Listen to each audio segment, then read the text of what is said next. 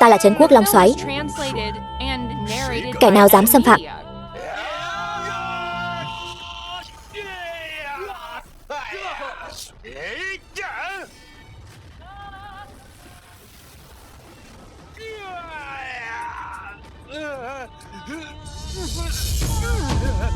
Thật lợi hại. Độn thổ.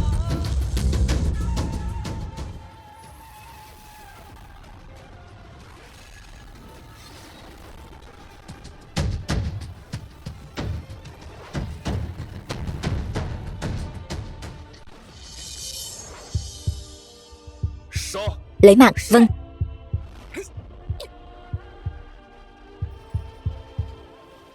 Lấy mạng. Lấy mạng, lấy mạng, lấy mạng. Đồ ngốc vẫn chỉ là đồ ngốc. Mặc hồng bào cũng chẳng giống thái tử. Sự sống còn của Vân Châu này lại trông cậy vào tên ngốc này sao? Ta là Trấn Quốc Long Soái. Kẻ nào dám mạo phạm?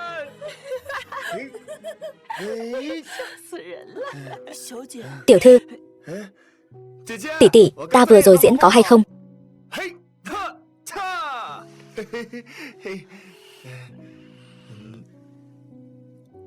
Hay. Vậy sao tỷ không cười? Tỷ tỷ đã nói chỉ cần Tiểu Phàm diễn tốt thì Vân Châu sẽ được bảo toàn mà. Tỷ cũng sẽ không còn trao mày nữa. Ta chỉ hơi mệt thôi. Tỷ mệt thì để Tiểu Phàm xoa bóp cho tỷ.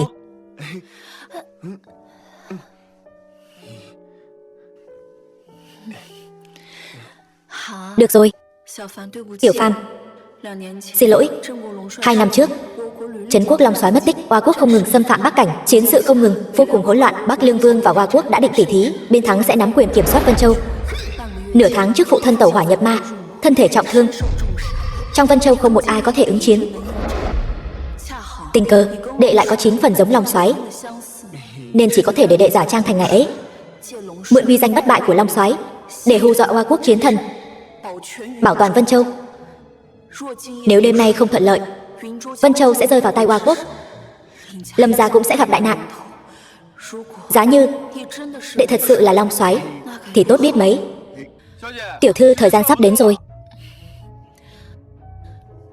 Tiểu Phàm, ta vào trước, đệ mau theo sau. Được. Sắp xếp y phục Tiểu Phàm cho chỉnh tề. Còn nữa, những lời vừa rồi ta không muốn nghe lại lần nữa. Dạ tiểu thư. Tỷ tỷ đợi ta. Ta sẽ đến ngay. Ta biết rồi.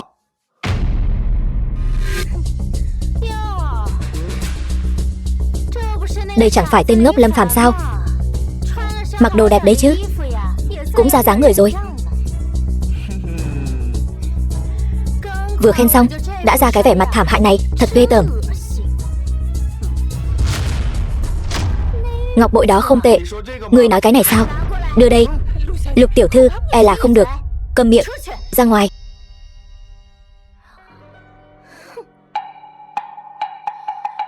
Thứ ta muốn nhất định phải có được. Các ngươi đều là kẻ xấu. Đồ ngốc, giao đồ ra đây. Không đưa, các ngươi đều là kẻ xấu. Giao ra đây. Không đưa. Lên. Đưa đây.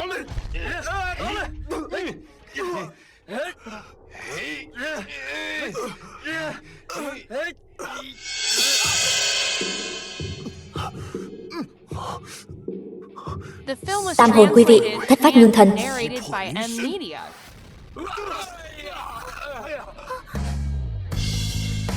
Ta vậy mà đã ngủ say 2 năm rồi.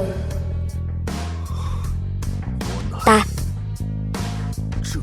là Trấn Quốc Long Soái. Kẻ nào dám mạo phạm? Còn đứng ngây ra đó làm gì? Lên cho ta.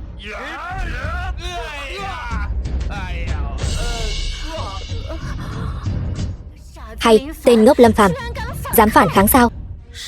Tên ngốc Lâm Phàm. Tuyết rơi rồi. Hãy để tuyết trắng xóa này chôn vùi hàng triệu binh sĩ Hoa Quốc. Bản chức lại không cho là như vậy.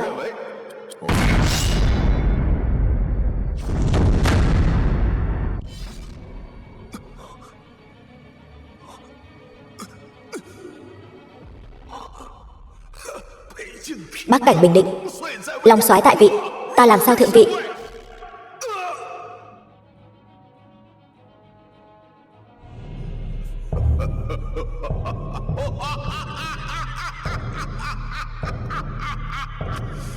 Tam hồn quy vị, thất phách ngưng thần, âm dương nghịch chuyển, tạo hóa càn khôn.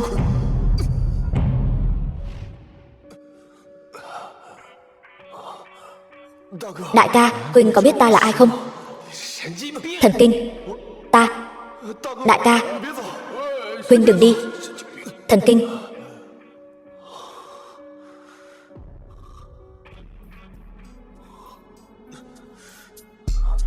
Ta đã nói rồi, việc công ty ngươi cứ xử lý trước đi, ta lập tức sẽ đến.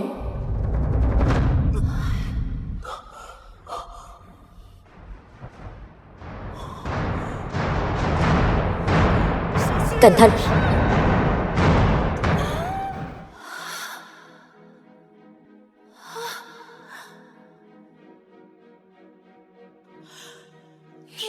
Ngươi thế nào rồi? Có chuyện gì không?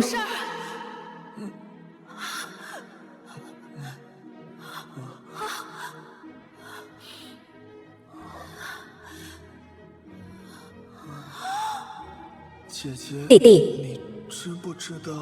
tỷ có biết ta là ai không?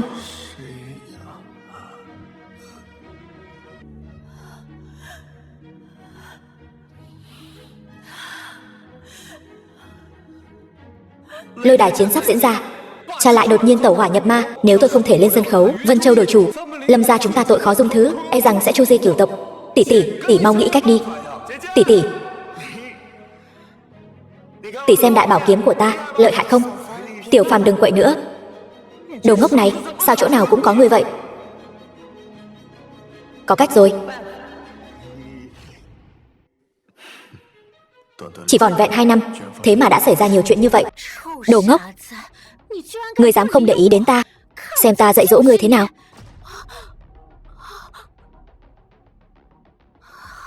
Được. Xem ta sau này thu thập ngươi thế nào.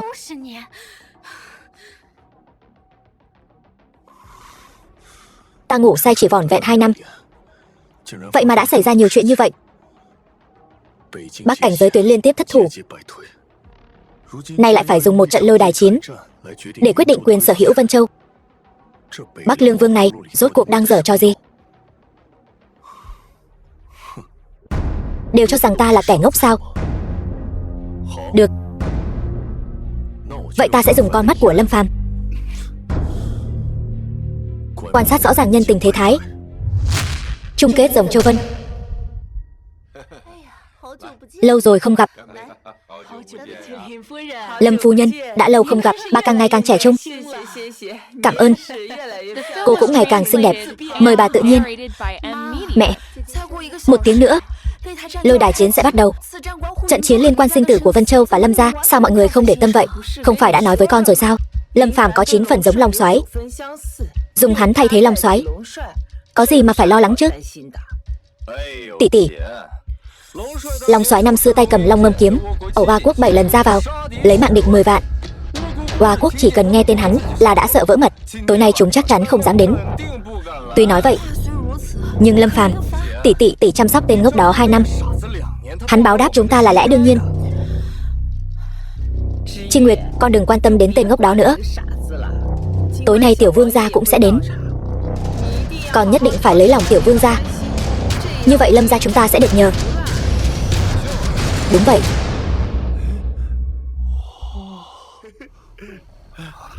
Giống, thật sự quá giống Long Soái. Nghe nói hắn là kẻ ngốc, trí tuệ còn không bằng đứa trẻ 3 tuổi. Vậy chẳng phải còn phải mặc tã sao?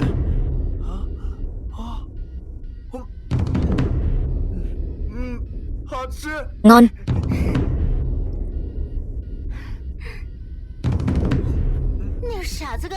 Tên ngốc đó vừa bắt nạt tôi, anh phải thay ta xả giận.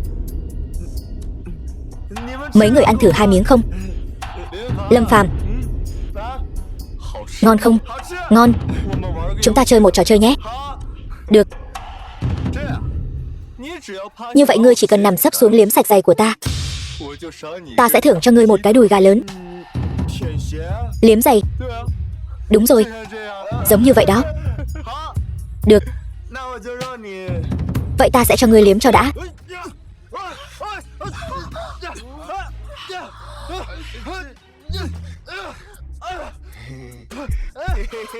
Hắn thật sự liếm kìa, thật kinh tởm. Vui quá. Mùi gì thế này, thật kinh tởm. Mày chán sống hả? Chán sống là gì? Hôm nay tao sẽ dạy cho mày một bài học. Lâm Thanh, ngươi muốn làm gì? Tên ngốc này làm tôi mất mặt trước mọi người. Tỷ nói, ta muốn làm gì? Đồ ngốc không hiểu tiếng người thì phải dạy dỗ. Đúng vậy, nếu không sẽ không nhớ lâu được. Nếu không phải ngươi cố tình trêu chọc, Lâm Phàm cũng sẽ không mất mặt trước mọi người. Ta nói cho ngươi biết, chỉ cần ta còn ở đây, sẽ không ai có thể bắt nạt hắn. 2 năm qua, mọi người sỉ nhục tôi, ức hiếp tôi, duy chỉ có Lâm Chi Nguyệt thật lòng đối đãi với tôi tuyệt đối không thể phụ lòng chân thành này. Tiểu vương gia yêu mến người đã lâu như vậy, ngươi lại che chở cho tên ngốc này như vậy. Tiểu vương gia sẽ không vui đâu. Hắn là hắn, tôi là tôi và hắn không có bất kỳ quan hệ nào. Sắp không còn nữa rồi. Ngươi nói gì? Không có gì. Tôi không nói gì cả. Tiểu Phàm, quần áo của ngươi bị bẩn rồi, đi chỉnh trang lại đi. Vâng. Qua đêm nay, xem ngươi mất như thế nào. Lâm Thanh nói, Tiểu vương gia, chắc là Viên Đình con trai của Viên Chiến Thiên. Chẳng lẽ Bắc Lương Vương tối nay sẽ không có mặt? Lũ lang băm cút hết ra ngoài cho ta.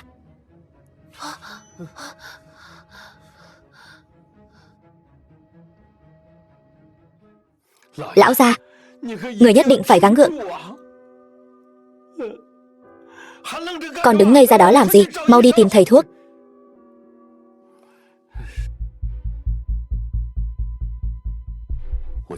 Ta nhớ Lâm Đông Trạch vì trận tỷ võ mà bế quan tu luyện, nhất thời nóng vội tẩu hỏa nhập ma, dẫn đến trọng thương. Nhưng lúc này nguyên thần của ông ấy vẫn chưa bị tổn hại, kinh mạch vẫn ổn, hoàn toàn không giống tẩu hỏa nhập ma. Lâm thúc thúc dậy chơi với Tiểu Phàm đi.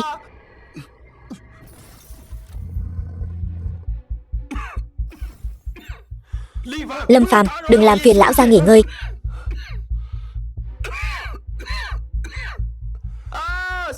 Tỉnh rồi.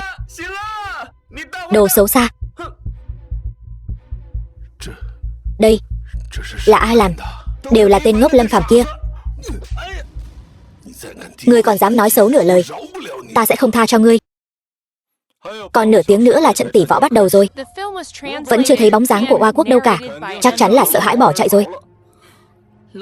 Uy danh bất bại của Long Soái, Oa Quốc nào dám làm càn. Mời tỷ ăn kẹo. Tiểu Phàm ngoan. Cả ngày la hét không có chút quy củ nào. Lâm gia nuôi người 2 năm rồi. Tiểu vương gia nhà Bắc Lương Vương. Viên Đình đến.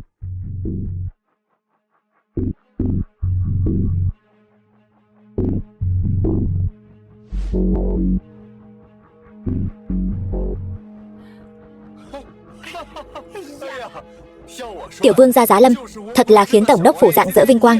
Ngài xuất hiện hôm nay khiến cho mọi người đều rất vui đấy.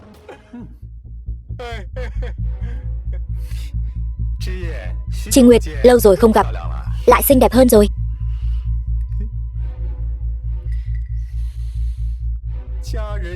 Giai nhân dư hương, đẹp không sao tả xiết.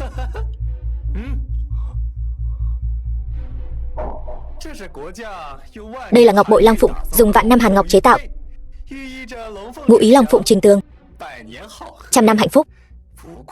Không đắt, chỉ 3.000 vạn thôi. Hy vọng muội thích. Tiểu vương gia, cái này không hay đâu. Cũng đúng, chỉ có 3.000 vạn quả thật không tốt lắm. Nhưng muội yên tâm, mấy hôm nữa tiệc đính hôn, ta sẽ tặng 9 món sính lễ, mỗi món đều đắt hơn nó. Nam tài nữ mạo, quả thật là một cặp trời sinh. 9 món sính lễ, mỗi món đều giá trị liên thành. Được gả cho tiểu vương gia, thật là quá hạnh phúc. Tiểu vương gia, huynh có phải nhầm lẫn rồi không? Ta và huynh có quan hệ gì sao? Có, đương nhiên có quan hệ rồi. Ta vất vả lắm, mới bàn được hôn sự này với Bắc Lương Vương phủ, còn làm ầm ĩ thế này, mặt mũi tiểu vương gia biết để đâu? Hôn sự, sao con không biết? Bây giờ, không phải biết rồi sao? Tỷ gả cho tiểu vương gia là phúc 3 đời tu mới được. Bọn họ nằm mơ cũng không mơ thấy đâu. Còn nữa, sau này tránh xa tên ngốc đó ra.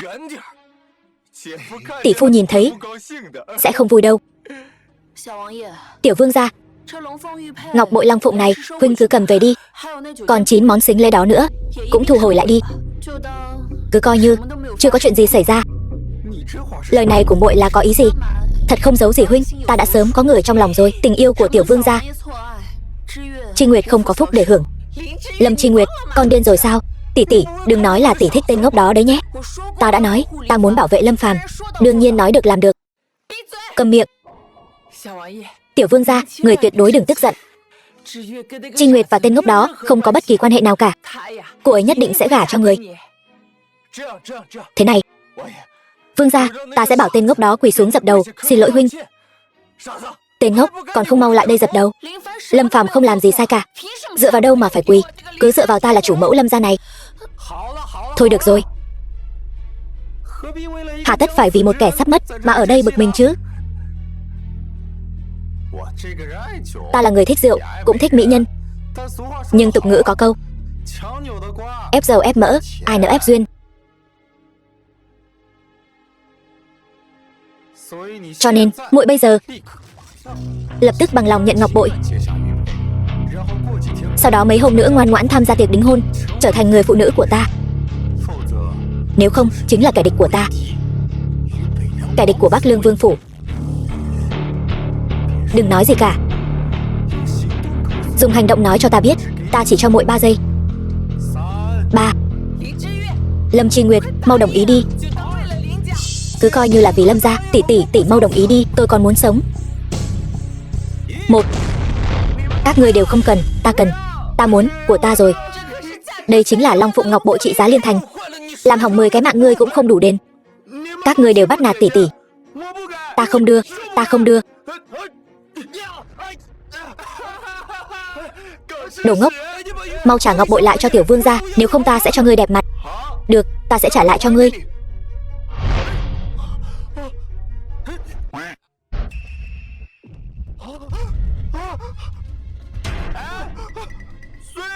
Vỡ rồi.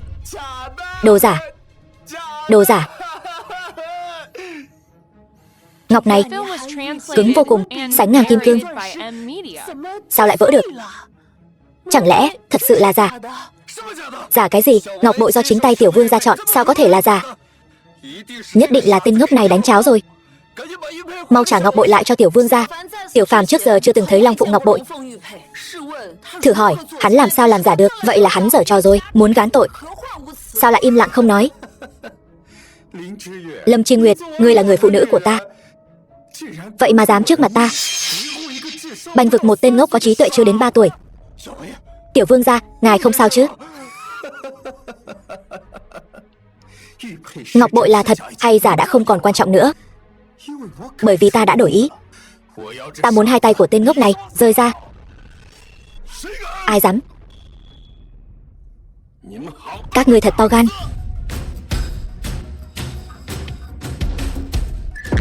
Thuộc hạ Lâm Đông Trạch, hộ giá đến muộn, xin Long soái giáng tội. Ba. Sao ba tỉnh rồi? Sao, con không muốn ta tỉnh? Đương nhiên là không phải. Ý con là ba không cần thiết phải quỳ xuống trước một tên ngốc. Uy danh của Long soái há để con phỉ báng? Hắn là cái thá gì Long soái chứ? Nghịch tự câm miệng. Còn không im miệng. Hay ông hà tất phải nổi giận lớn như vậy? Thanh Nhi cũng đâu có nói gì sai, bà cũng câm miệng cho ta. Khoảng thời gian ta hôn mê, tổng đốc phủ bị ngươi làm cho khói lửa mù mịt, còn tự ý định ra hôn ước. Trong mắt còn có ta là gia chủ hay không? Đúng là mẹ ngu con hư. Ta lát nữa sẽ xử lý các ngươi. Lâm Đông Trạch, Ngươi là vừa mới tỉnh lại, đầu óc chưa tỉnh táo sao? Hay là đã lú lẫn rồi? Vậy mà lại quỳ lại một kẻ giả mạo, còn trăm phương ngàn kế lấy lòng.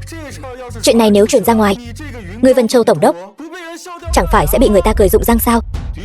Đúng, là ta đã lú lẫn rồi. Lâm Đông Trạch không biết uy danh của Long Soái, thật hổ thẹn. Nguyện từ bỏ chức vị Vân Châu tổng đốc này. Từ nay về sau, nguyện đi theo Long Soái, không ngại khó khăn, không quản mệt nhọc, chỉ để chuộc tội. Ba điên rồi. Nghịch tử quỳ xuống cho ta.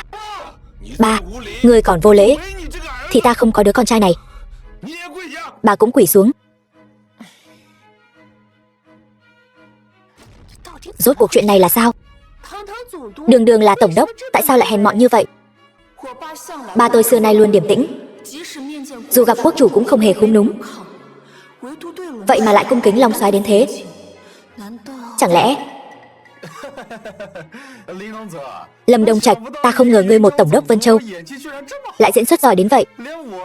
Suýt chút nữa thì ngay cả ta cũng tưởng tên ngốc này thật sự là Long Soái.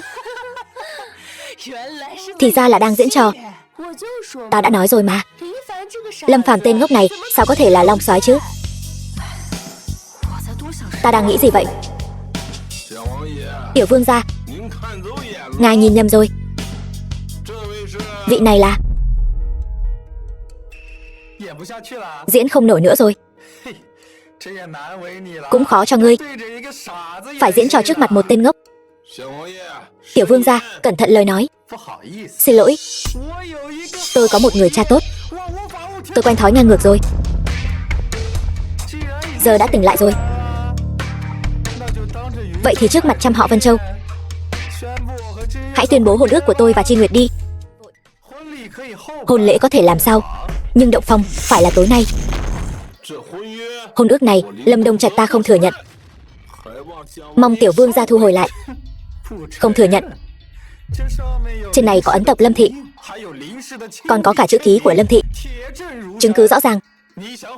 Ngươi muốn hủy hoại trăm năm tín nghĩa của Lâm thị sao? Có ấn tộc có chữ ký hôn sự này, không kết không được.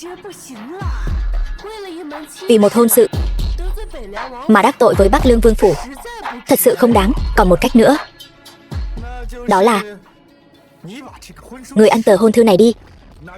Vậy thì mất cũng không có chứng cứ đối chứng nữa.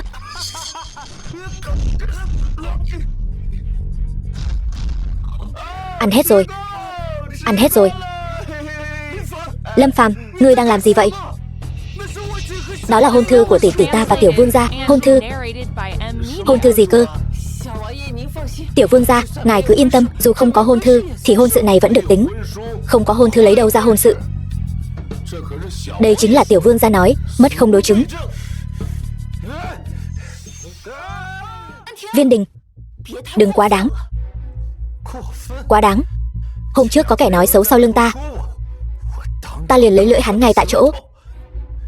Hôm qua ta thấy một kẻ rất xấu xí trên đường, ta thấy rất khó chịu, liền thiêu hắn đến mức không còn nhận ra hình dạng. Hôm nay ta muốn lấy mạng một tên ngốc, rất quá đáng sao? Không quá đáng, đương nhiên là không quá đáng. Được tiểu vương gia đích thân lấy mạng, đó là phúc phận của Lâm Phàm. Tên ngốc còn không lan qua đây, cho vương gia lấy mạng. Ai lăn? Chẳng lẽ là ta lăn? Ta hiểu rồi, hắn lăn. Không muốn sống sao?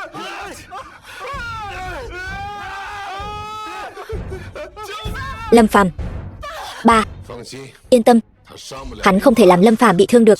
Nếu ngươi muốn động phòng đến vậy, ta sẽ khiến ngươi cả đời này cũng không làm được đàn ông.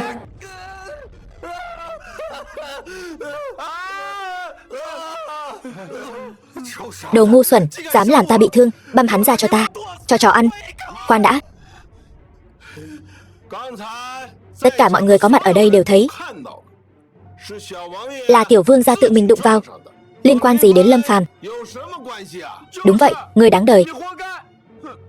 Tiểu vương gia, ta khuyên ngươi một câu, mau đi khám bác sĩ đi. Biết đâu còn giữ được.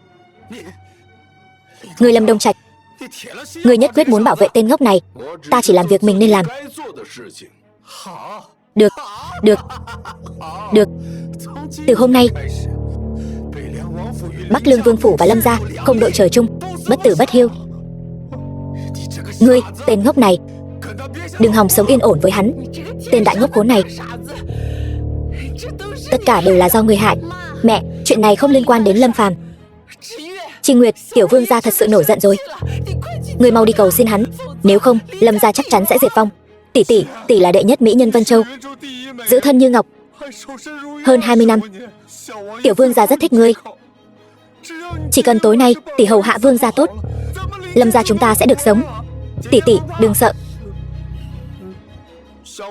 Tiểu Phàm bảo vệ tỷ, bảo vệ tỷ cả đời. Ngươi e rằng tối nay cũng không sống nổi.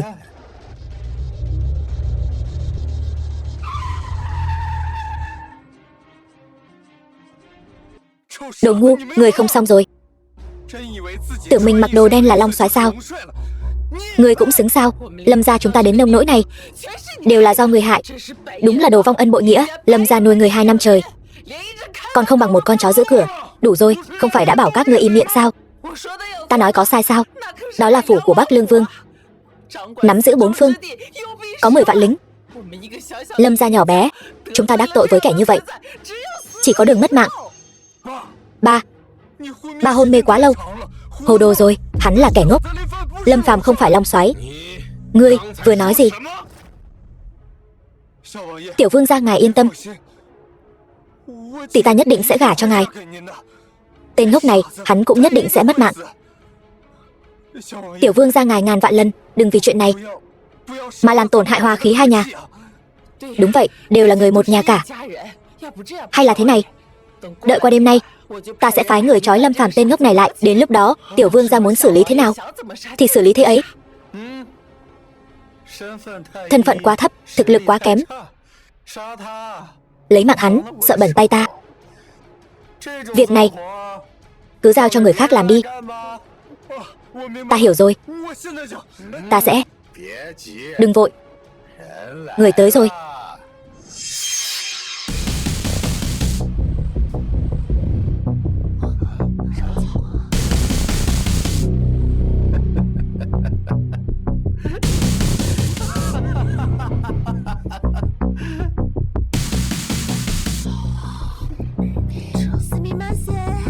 Để mọi người đợi lâu rồi. Không thể nào, người của Hoa Quốc lại đến. Thôi xong rồi. Lôi đài chiến ước định là 8 giờ. Các ngươi đến chưa muộn. 2 năm trước đến nay, long soái vẫn phong thái như xưa. Tên ngốc này sao không biết nói gì vậy? Đồ ngốc thì vẫn là đồ ngốc. Thế này thì tiêu thật rồi. Vì cả hai bên đều đã vào vị trí, vậy xin mời lên đài tỉ thí. Sao Hoa Quốc không lên đài vậy? Chắc chắn là uy danh của long soái đã dọa Hoa Quốc rồi, chúng không dám lên đài. Chiến thần Hoa Quốc chưa từng sợ đánh nhau. Nhưng trước đó, chúng tôi muốn trả lại một vật.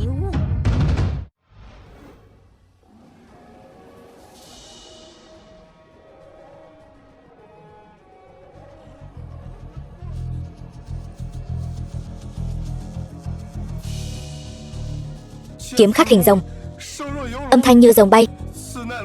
Đây chính là thanh kiếm bên mình long soái, Long Ngâm kiếm. 2 năm trước, long soái cầm thanh kiếm này xông vào phòng tuyến nước ta, 7 lần ra vào tổn thất 10 vạn quân, khiến tướng sĩ nước ta kinh hồn bạt vía. Còn treo thanh kiếm này ở bắc cảnh nước ta, quân tâm từ đó hoàn toàn sụp đổ.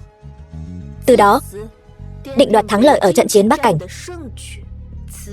Thanh kiếm này là nỗi nhục của nước ta. Trận chiến này cũng trở thành tâm ma của tướng sĩ. Vì vậy, nước ta khẩn cầu long soái rút thanh kiếm này ra và tỉ thí với chiến thần nước ta. Tên ngốc này sao không nhận kiếm? Tương truyền Long Ngâm kiếm trời sinh, có kiếm linh sắc bén vô cùng. Trên đời ngoài long soái ra, không ai rút được thanh kiếm này. Tên ngốc này dù có nhận kiếm cũng chỉ là tự rước nhục vào thân. Tất cả im miệng cho ta. Ngay từ 2 năm trước, long soái đã bị phụ vương ta tập kích, rơi xuống vực sâu vạn trượng, tan xương nát thịt rồi. Lần này ứng chiến chỉ là một tên ngốc có ngoại hình giống Long Soái. Các ngươi không cần lo lắng, mọi việc cứ theo kế hoạch mà làm. Hợp tác vui vẻ. Hợp tác vui vẻ. Long Soái tại sao không nhận kiếm? Hay là sợ rồi? Vô lễ. Long Soái treo Long Ngâm kiếm ở phòng tuyến Bắc cảnh Oa quốc, ý là để dương ngoai Long quốc ta, trấn áp Oa quốc. Sao chỉ bằng 3 lời 2 tiếng mà có thể khiến Long Soái rút kiếm nghênh địch được? Kẻ bại trận sao dám nói bừa? Tuy không muốn thừa nhận, nhưng sự thật hình như đúng là vậy. Hay là thế này đi, nếu Long Soái có thể rút được thanh kiếm này và nhận lời tỉ thí, nước ta sẽ lùi phòng tuyến Bắc cảnh 300 dặm, và hứa trong vòng 10 năm sẽ không xâm phạm. Long Soái, Oa quốc chán sống, ngài hãy giúp cho chúng đi. Hơn nữa trận chiến này còn có thể giành được 300 dặm cương vực cho Long quốc nữa, đảm bảo 10 năm không lo lắng. Thật là chuyện tốt trời ban. Long Soái, xin hãy rút kiếm lên đài. Long Soái tại sao vẫn chưa dám lên đài? Rốt cuộc là không dám, hay là không thể? Ngươi nói vậy là có ý gì? Nghe đồn Long Soái đã mất tích 2 năm trước rồi, vì vậy Long quốc mới liên tục bại trận, phòng tuyến Bắc cảnh cứ lùi dần. Bất đắc dĩ mới phải dùng tỷ võ đài để quyết định quyền sở hữu Vân Châu. Nói vậy, Long Soái trước mắt chẳng phải là kẻ giả mạo sao? Ngươi nói bậy bạ gì vậy? Long Soái sao có thể là giả được? Ta cũng chỉ nghe nói vậy thôi.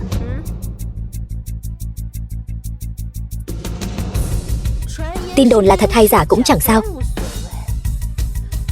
nhưng trận chiến hôm nay liên quan đến quyền kiểm soát Vân Châu, thật sự không thể tránh khỏi.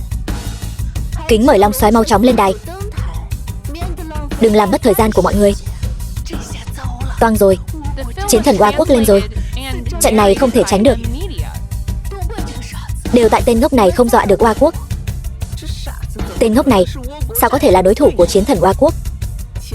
Tiểu Thanh, trận này chắc chắn thua rồi. Nếu Vân Châu rơi vào tay Oa quốc, chúng ta đều sẽ trở thành tù binh. Tiểu vương gia, xin ngài hãy cứu chúng tôi. Bây giờ chỉ có ngài mới cứu được chúng tôi. Tiểu vương gia, chỉ cần ngài đưa chúng tôi rời khỏi Vân Châu, tôi nhất định sẽ gả Chi Nguyệt cho ngài. Dù chỉ là một thị nữ, cũng để con bé hầu hạ ngài chu đáo. Mẹ đang nói bậy bạ gì vậy? Lâm gia chẳng là gì cả. Con mau lại đây, cầu xin tiểu vương gia rủ lòng thương mà cưới con. Hai người vô liêm sỉ này, Lâm gia ta há lại cam chịu khuất phục? Con gái của Lâm Đông Trạch ta há có thể van xin người khác một cách thấp hèn như vậy? Vân Châu sắp mất rồi, ông thì có là cái thá gì? Ba ơi, ba đừng cố chấp nữa. Ba mà còn chọc giận tiểu vương gia, chúng ta đều sẽ mất mạng. Con là con trai ruột của cha đó. Xù một tiếng nghe nào. Go go, go go, go go. Đợi đến khi Vân Châu thất thủ thì đi theo tôi nhé. Cảm ơn tiểu vương gia. Mỹ nhân này thật là kiều diễm, đem làm thị nữ thì tiếc quá. Dạo này trời hơi lạnh, lên giường sưởi ấm cho ta đi. Được tiểu vương gia để mắt tới, tôi nhất định sẽ để Chi Nguyệt sưởi ấm cho ngài. Chị tôi được sưởi ấm cho tiểu vương gia, đó là phúc 3 đời tu luyện mà có. Các người đừng mơ tưởng nữa. Cho dù Vân Châu thất thủ, Lâm gia suy tàn, tôi cũng tuyệt đối không cam chịu khuất phục. Được, cá tính thật. Chinh phục như vậy mới thú vị chứ. Đồ xấu xa, không cho phép các người bắt nạt chị. Thằng ngốc, mày chán sống hả? Rút kiếm thì có gì ghê gớm, có gì to tát đâu. Nhà ta có rất nhiều đao kiếm, sợ gì chứ? Tên ngốc này không lẽ tưởng Long Ngâm kiếm là kiếm đồ chơi sao? Nghe hắn nói thì đúng là vậy rồi. Vừa rồi nghe nói có người liếm chân trái của ngươi. Nếu ngươi rút được Long Ngâm kiếm, ta sẽ quỳ xuống trước mặt mọi người liếm chân phải của ngươi. Được, ta thích nhất là được người khác liếm chân. Ngươi thật sự sẽ liếm chân cho ta sao? Nói nhảm. Tiểu vương gia là ai chứ? Một lời đã nói ra, tứ mã nan truy, sẽ lừa người tên ngốc này sao?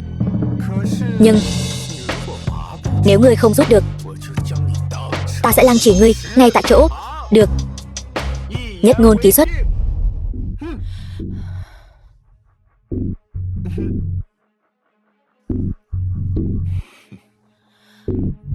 Tiểu Phàm,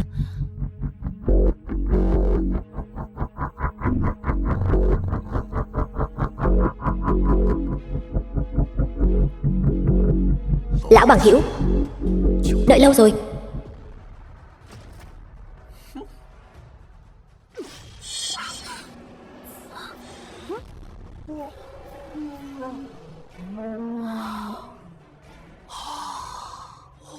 Rút ra rồi kìa. Rút ra rồi. Sao có thể như vậy? Ngươi phải liếm giày rồi. Không thể nào, thanh kiếm này nhất định có mờ ám. Hắn sao có thể rút ra được? Tiểu vương gia, liếm đi. Ngươi im miệng, ta đường đường là con trai Bắc Lương Vương, thân phận cao quý biết nhường nào. Sao có thể liếm chân cho ngươi? Ngươi tưởng ta giống ngươi ngu ngốc sao? Ngươi chắc chứ?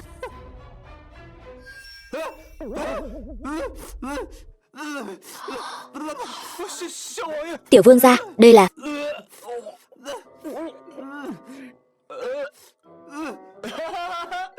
Liếm chân vui thật. Lâm Phàm, ngươi chán sống phải không?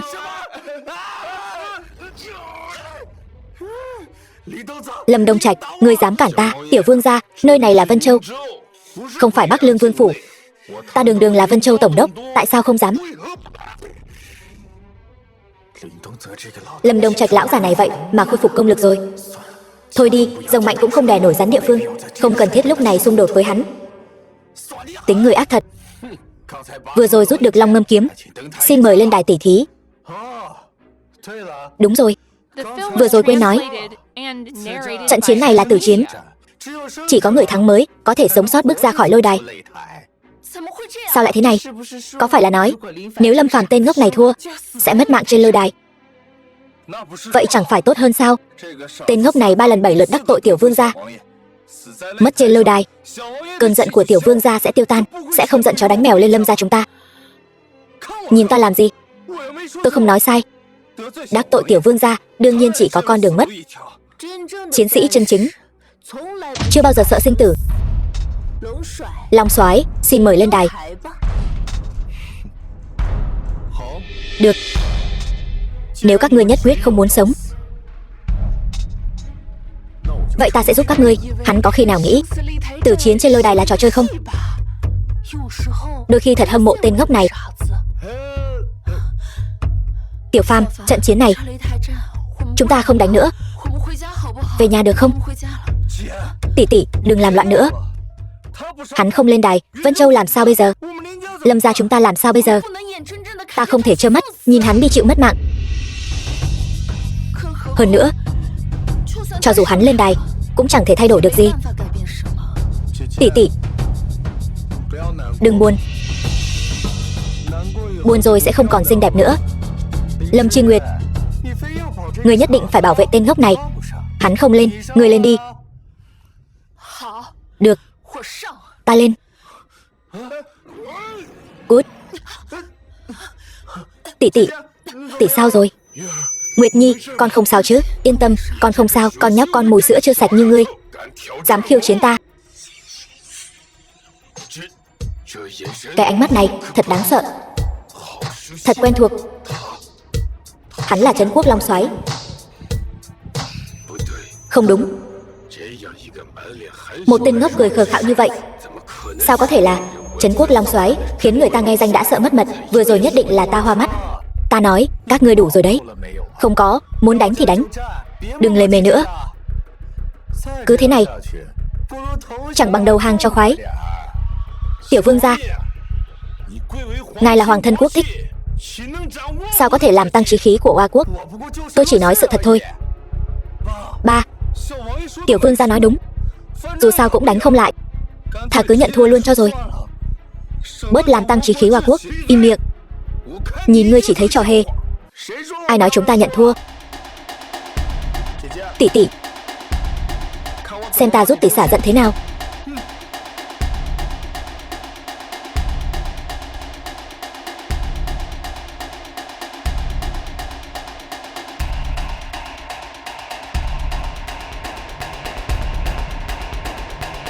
Tên ngốc này vừa mất Vân Châu sẽ đổi chủ sang Oa Quốc.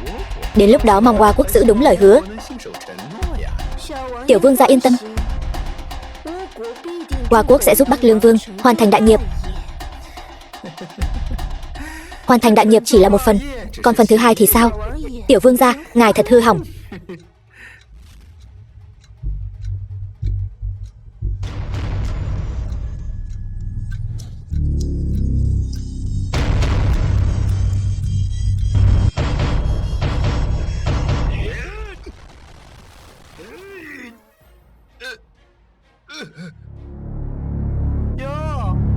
Tên ngốc này còn biết tạo dáng nữa. Không tệ, phim hoạt hình xem cũng không uổng. Tiếc là không xem được nữa rồi. Mau ra tay đi. Ngã gục.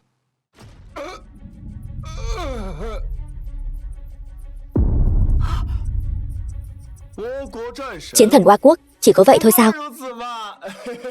Không thể tin được. Tên ngốc thắng rồi.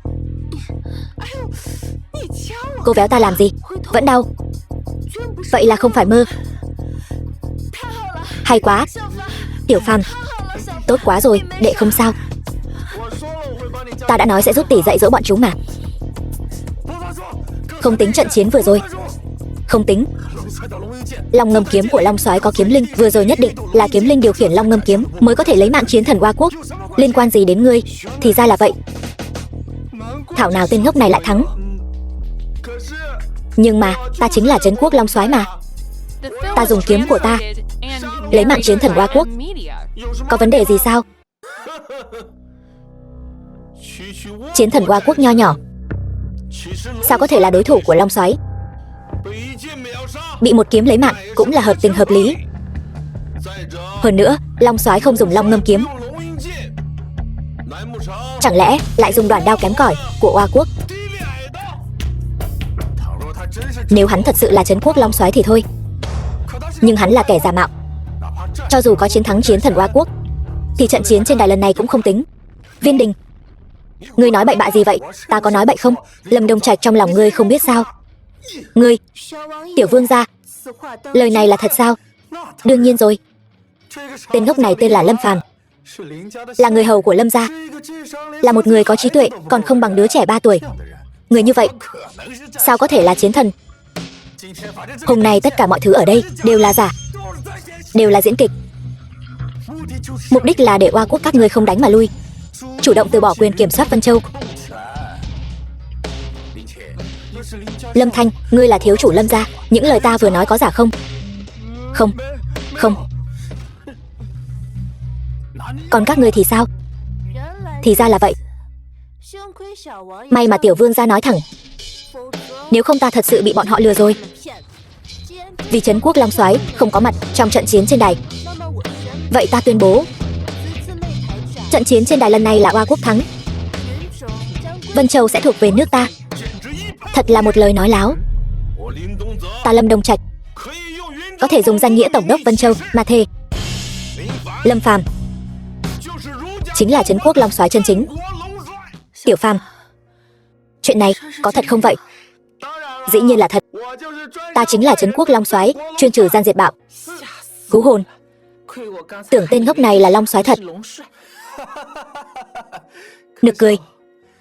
Ngươi chỉ là một tên tổng đốc Vân Châu. Ta nguyện dùng danh nghĩa Bắc Lương Vương phủ mà thề, hắn ta chính là kẻ mạo danh. Tiểu vương gia luôn miệng nói Lâm Phàm mạo danh Long soái, có bằng chứng gì không? Ta chinh chiến nửa đời, từng đi theo dưới trướng Long soái. Dung mạo của ngài ấy ra sao, ta rõ hơn ai hết. Quả thực chính là khuôn mặt này. Ngoài ra, Long ngâm kiếm là bảo kiếm bên mình Long soái. Chỉ có Long soái mới có thể khống chế được, chỉ có Long soái mới có thể lấy ra. Điều này cả thế gian đều biết, không thể chối cãi. Hai điểm này đều có thể chứng minh hắn chính là Trấn Quốc Long soái. Còn ngươi thì sao? Ta là Trấn Quốc Long soái, kẻ nào dám mạo phạm?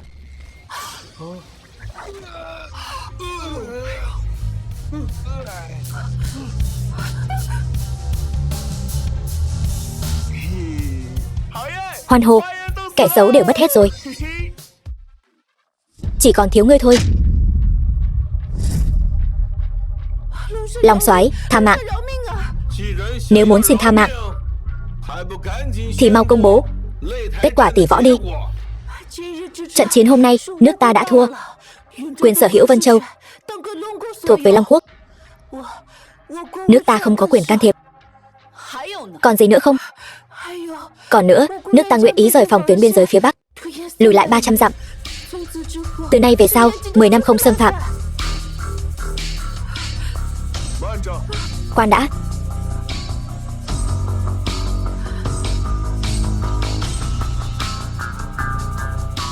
Không biết Long soái có gì căn dặn. Nếu còn dám rút kiếm, Oa quốc chắc chắn diệt vong.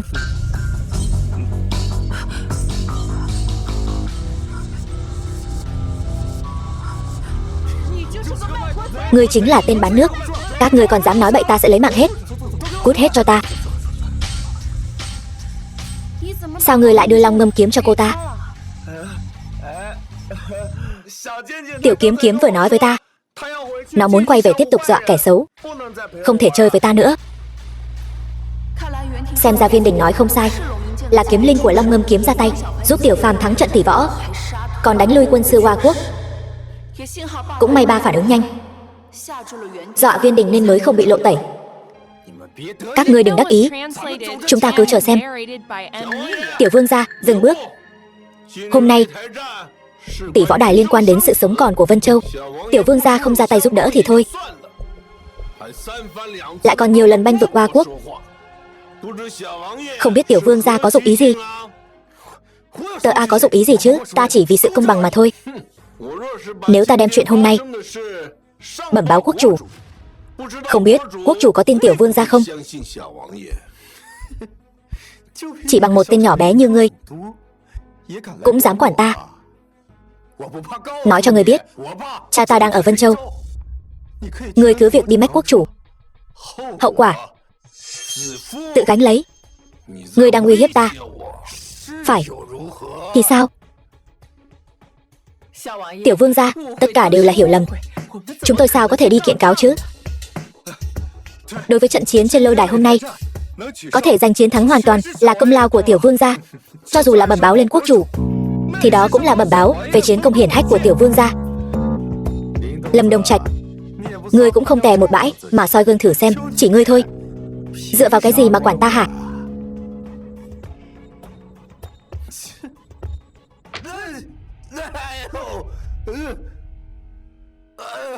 Đồ ngốc, ngươi dám đánh ta? Ngươi không phải muốn dạy dỗ sao? Ta đang giúp ngươi đó. Cha ta là Bắc Lương Vương, là đệ đệ của quốc chủ, còn dám đánh ta? Ta kệ Bắc Lương Vương nhà ngươi. Ta là Trấn Quốc Long soái, lớn hơn Bắc Lương Vương nhà ngươi. Lên cho ta. Dừng tay.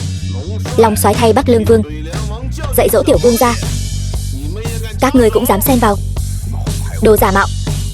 Ta nhớ kỹ ngươi rồi. Ngươi còn muốn nữa sao? Thoải mái rồi. Ba, chuyện này sẽ không xảy ra chuyện gì chứ? Yên tâm, Long soái tự có chừng mực. Việc này e là nhập tâm quá sâu rồi. Các ngươi còn ngây ra đó làm gì? Còn không mau đỡ tiểu vương ra đến bệnh viện. Ngươi còn dám trừng mắt với ta? Không, đi mau đi.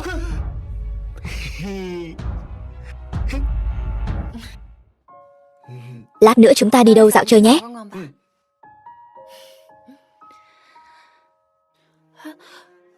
Tôi quên túi sách rồi, hình như là ở trong phòng. Tỷ, hôm nay mệt quá rồi.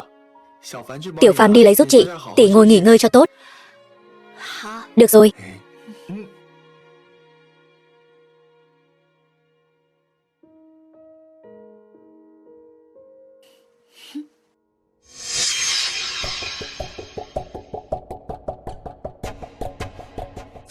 Đang đợi tôi đấy sao?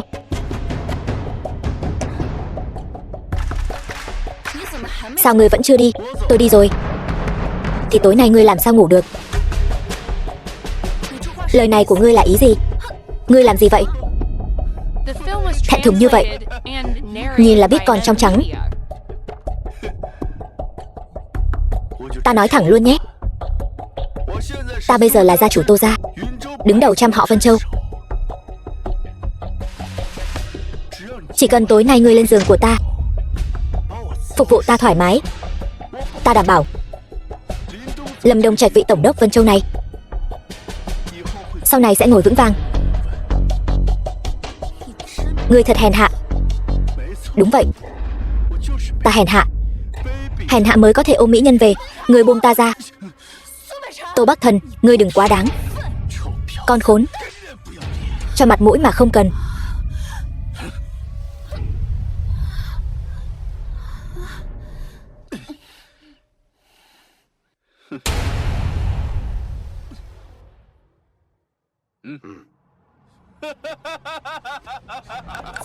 Cuối cùng nói lại lần nữa. Hắn đâu rồi? Lên.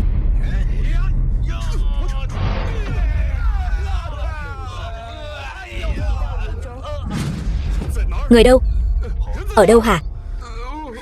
Ta nói.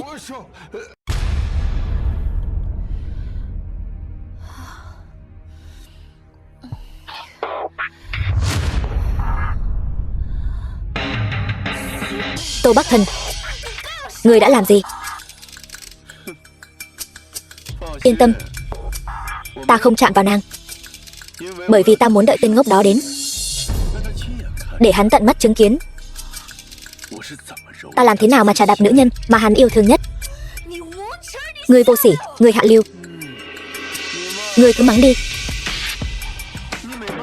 Ngươi mỗi lần mắng ta một câu, ta liền phế tên ngốc đó một ngón tay.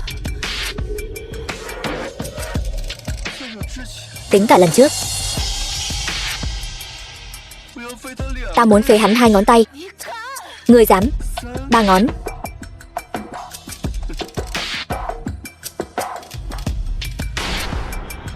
Tô thiếu gia, có chuyện gì ngươi cứ nhắm vào ta.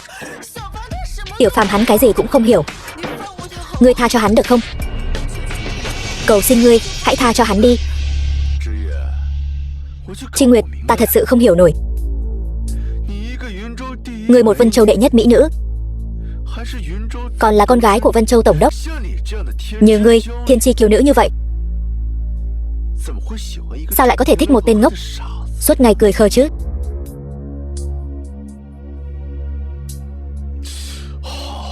Được, ngươi không nói cũng không sao. Ngươi không phải muốn cứu hắn sao? Phục vụ ta thoải mái. Ta có lẽ sẽ cân nhắc để tên ngốc đó sống sót. Ngươi, ta chỉ cho ngươi 3 giây. 1 2 Dừng tay. Tiểu Phàm, Nguyệt Nhi, sao anh lại vào đây? Người của ta đâu? Dám động vào nữ nhân của ta, ngươi chán sống. Cậu muốn làm gì? Ngươi muốn làm gì ta? Ta sẽ làm ngươi như vậy.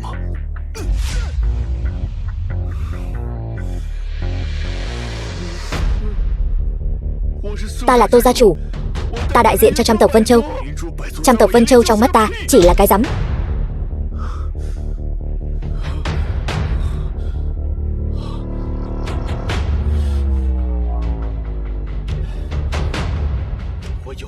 Các người giỏi lắm, dám xem thường Tô gia ta, khinh thường uy quyền của ta. Vậy ta sẽ phế các ngươi, Tô gia.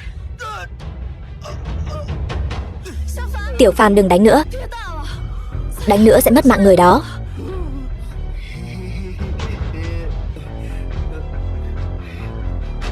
Tỷ tỷ, ta là kẻ ngốc.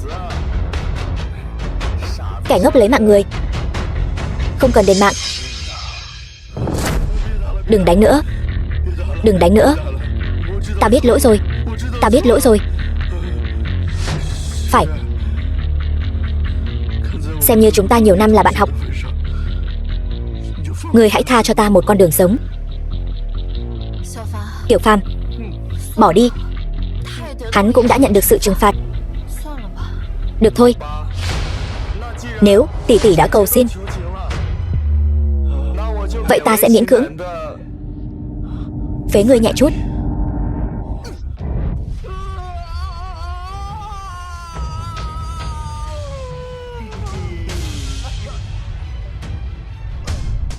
Tiểu Phàm, ta cảm thấy ngươi khác với trước đây.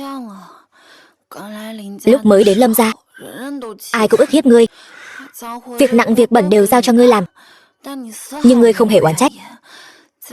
Dù vất vả mệt nhọc ngươi cũng sẽ tìm ta. Còn đợi ta nữa. Lúc đó, ta đã quyết định ta sẽ bảo vệ ngươi suốt đời. Nhưng hôm nay mọi thứ dường như đã thay đổi. Ngươi dường như không cần ta nữa. Thậm chí, ngươi còn có thể bảo vệ ta. Điều này khiến ta cảm thấy rất xa lạ, rất khó chịu. Nhưng mà lúc nãy khi ngươi xông vào cứu ta, ta đột nhiên hiểu ra,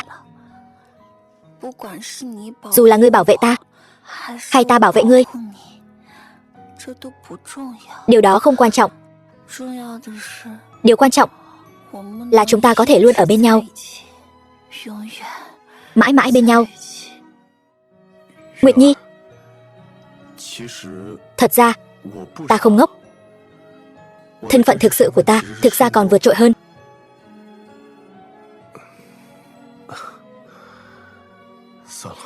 Thôi, vẫn là đợi đến tiệc mừng công tối nay,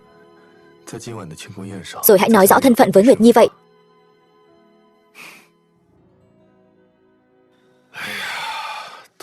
Giờ này rồi, sao vẫn chưa về?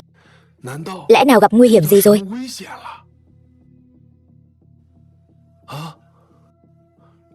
Long Soái, Long Soái, Long Soái, cô ấy làm sao vậy? Mệt mỏi cả ngày nên ngủ tiếp đi thôi mà. Vậy thì tốt rồi. Đúng rồi, tiệc mừng công đã bắt đầu rồi. Mọi việc chuẩn bị đã xong cả rồi. Được, vất vả cho ngươi rồi. Được chia sẻ gánh nặng cho Long Soái, thuộc hạ nào có thấy vất vả gì đâu. Đúng rồi, Tử Long đại nhân đã về rồi, đang đợi ngài ở thư phòng. Ngày thường Long Soái đều mặc Long Khải Long Giáp, nay thấy ngài ăn bận như thế này, thuộc hạ mới thấy lần đầu. Sao vậy, không đẹp sao? Không phải, rất đẹp. Với khí chất của Long Soái, mặc gì cũng đẹp. Sau này ngươi sẽ thường xuyên thấy ta mặc bộ đồ này. Là vì bọn họ sao? Ý gì? Không có gì. Chỉ là lo Bắc Lương Vương tối nay sẽ liều lĩnh làm càn, làm ra hành động gây tổn hại đến Long Soái. Có vài việc khó tránh khỏi rủi ro. Nhưng nếu tối nay mọi việc thành công, thì có thể diệt trừ tận gốc Bắc Lương Vương, cái gai của Long Quốc. Vị kia đã đến chưa? Đã đến Vân Châu.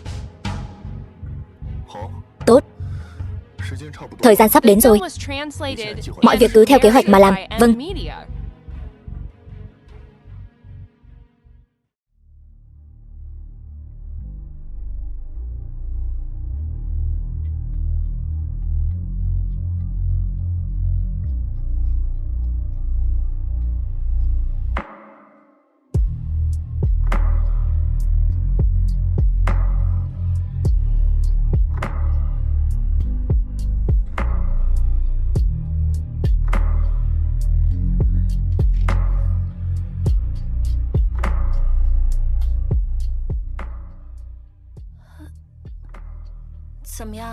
Thế nào, đẹp không? Đẹp.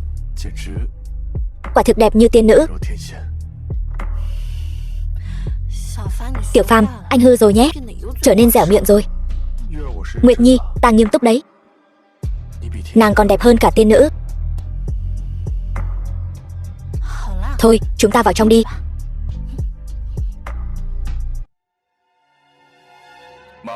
Mẹ, sau đêm nay Lâm gia chúng ta sẽ bay cao, không còn bị bó buộc trong Vân Châu nhỏ bé này nữa. Mẹ, Lâm Thanh, quả nhiên là con gái của ta nhan sắc khuynh thành. Ngươi đến đây làm gì? Đây không phải ổ chó. Không có đồ thừa cho ngươi ăn đâu. Mau về đi. Mẹ đang nói gì vậy? Mẹ nói sai sao? Tiệc mừng công hôm nay trăm họ Vân Châu đều tụ họp. Nó chỉ là một tên hạ nhân. Đầu óc lại không được nhanh nhẹn. Nếu dọa người ta sợ thì làm mất mặt Lâm gia chúng ta. Đồ ngốc. Ở đây không có chỗ cho ngươi. Chỗ đó mới là chỗ của ngươi. Trận chiến trên lôi đài hôm qua là ta đã chiến thắng chiến thần của Oa Quốc. Vừa bảo toàn được nhà họ Lâm của các ngươi, cũng bảo toàn được cả Vân Châu. Cho nên mới có buổi tiệc khánh công này. Hôm nay ta là chủ, các ngươi là khách. Sao còn muốn làm khách lấn át chủ?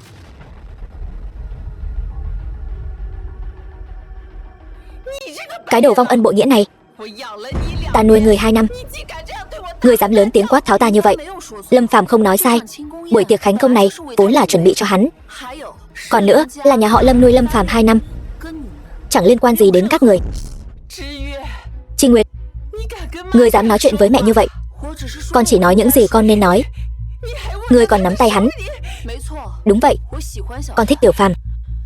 Từ nay về sau con sẽ luôn nắm tay hắn, không để bất cứ kẻ nào bắt nạt hắn. Ta không nghe lầm chứ? Đại tiểu thư nhà họ Lâm, đệ nhất mỹ nhân Vân Châu, lại thích một tên ngốc. Mau véo ta tỉnh lại, ta nhất định đang nằm mơ. Ngươi muốn chọc ta tức điên sao? Ta nói cho bà biết, nếu không phải nể mặt bà là mẹ của Nguyệt Nhi, thì với hành động này của bà, ta sẽ khiến bà hối hận cả đời. Không sao chứ? Tên ngốc thối, ngươi đã cho tỷ tỷ ta uống bổ mê thuốc lú gì? Cho uống bổ mê thuốc lú thì sao? Vẫn tốt hơn là hạ độc cha ruột chứ. Tiểu Phàm, huynh nói gì? Ngươi, cái tên ngốc này nói bậy bạ gì đó. Ta mặc kệ, dù sao thì buổi tiệc khánh công hôm nay không có chỗ cho ngươi. Mau cút ra canh cổng. Xin lỗi, ngươi không có tư cách. Cộng thêm chúng ta thì sao?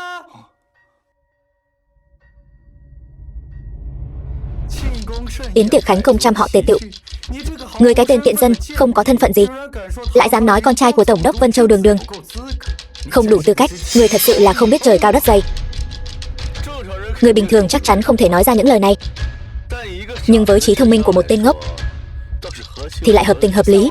Tiểu vương gia, buổi tiệc khánh công này tổng đốc phủ hình như chưa gửi lời mời đến ngài. Ngài không mời mà đến, e là không ổn. Tiểu vương gia là cháu trai của quốc chủ đương triều, với thân phận địa vị của ngài có thể đến buổi tiệc khánh công này, đó là vinh hạnh của tổng đốc phủ chúng ta, càng là vinh hạnh của cả Vân Châu này. Chi Nguyệt, ta biết sở dĩ ngươi banh vực tên ngốc này là để kích thích ta.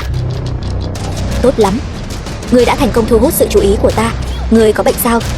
Tô thiếu gia, lời ngài vừa nói là thật sao? Nếu ngài đã thích Chi Nguyệt nhà ta, vậy thì chọn ngày lành tháng tốt, để Tô gia và Lâm gia kết thành thông gia 100 năm. Đủ rồi, trừ Tiểu Phàm ra, tôi sẽ không gả cho ai khác. Im miệng, người nên im miệng là bà. Bán con cầu vinh, có người mẹ nào như bà không? Nói hay lắm, nhưng người ta bán con ít ra còn cầu được vinh, còn người hèn mọn đến cùng cực, chẳng có gì cả, thậm chí còn không bằng con chuột cống trong cống rãnh. Tiểu vương gia nói đúng, kẻ chẳng có gì cả, không có tư cách tham gia yến tiệc khánh công, cút ra ngoài. Những người có mặt đều là danh nhân, nếu lẫn vào một hạt bụi, chẳng phải sẽ khiến mọi người hổ thẹn sao? Tên ngốc, cút ra ngoài. Tô Bắc Thân, ngươi đừng có quá đáng. Nếu không phải Tiểu Phàm thắng chiến thần Oa Quốc, thì sao dung túng các ngươi ở đây chè chén nói cười vui vẻ? Hắn chiến thắng chiến thần Oa Quốc.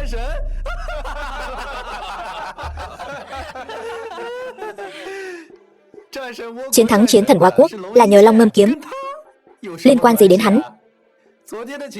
Tình hình hôm qua mọi người đều biết, một đứa trẻ 3 tuổi lên đài cũng có thể thắng dễ dàng mà. Hóa ra là mượn oai hùng. Vậy càng nên cút ra ngoài. Kẻ vô dụng, cút ra ngoài. Cút ra ngoài. Có thể khiến trăm tộc Vân Châu cùng khinh miệt một người, người cũng là người đầu tiên. Ta thừa nhận, hôm qua đánh bại chiến thần Oa Quốc đích thực là Long Ngâm kiếm. Nhưng Long Ngâm kiếm là kiếm bên mình của ta. Nó đánh bại chiến thần Oa Quốc và ta tự mình ra tay chiến thắng. Có gì khác biệt? Đồ ngốc! Ngươi thật sự cho mình là Trấn Quốc Long Soái sao? Cái này ta biết, gọi là nhập vai quá sâu không thể thoát ra. Viên Đình và Tô Bắc Thần, to gan, ngươi dám trực tiếp gọi tên tiểu vương ra. Vô lễ, tên của gia chủ Tô gia. Ngươi đừng hòng nói bậy.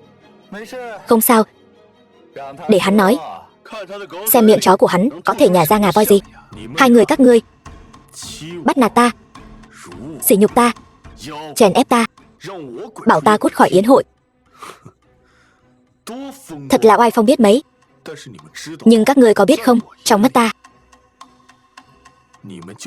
các ngươi chỉ là bọn hề nhảy nhót. Ý ngươi là ta Bắc Lương chi tử cháu ruột của quốc chủ. Trước mặt tên ngốc, chỉ số thông minh đáng lo ngại như ngươi chẳng là gì cả. Thậm chí không có tư cách nói chuyện trước mặt ngươi sao? Ngay cả ta, người đứng đầu trăm tộc Vân Châu, gia chủ Tô gia, cũng không có tư cách sao? Ngươi nói đúng. Hai người các ngươi cộng lại cũng không đủ. Tên ngốc này hôm nay hoàn toàn phát điên, thành kẻ điên rồi. Nói nhăng nói cuội vô căn cứ hết sức. Ngươi thật sự là ngạo mạn hết sức. Ngươi dựa vào cái gì? Đúng, ngươi dựa vào cái gì? Dựa vào cái gì? 4 chữ này. Trấn Quốc Long Soái.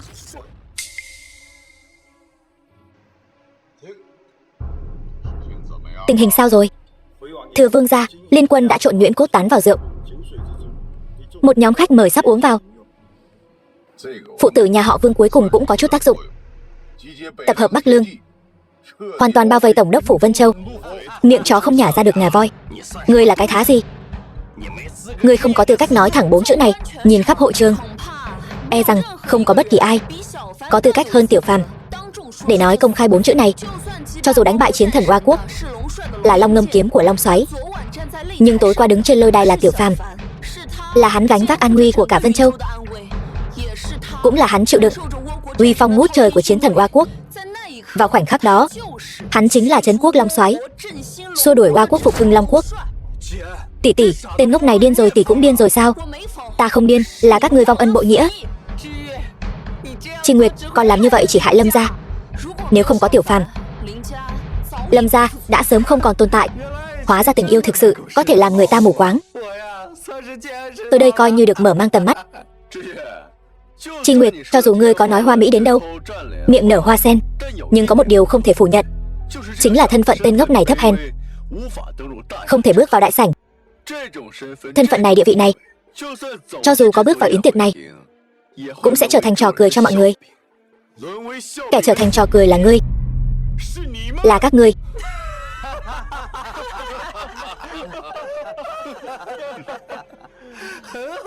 Tốt lắm, vậy ngươi hãy lấy ra bản lĩnh của mình, để chúng ta trở thành trò cười xem nào. Được, vậy thì ta sẽ thỏa mãn các ngươi.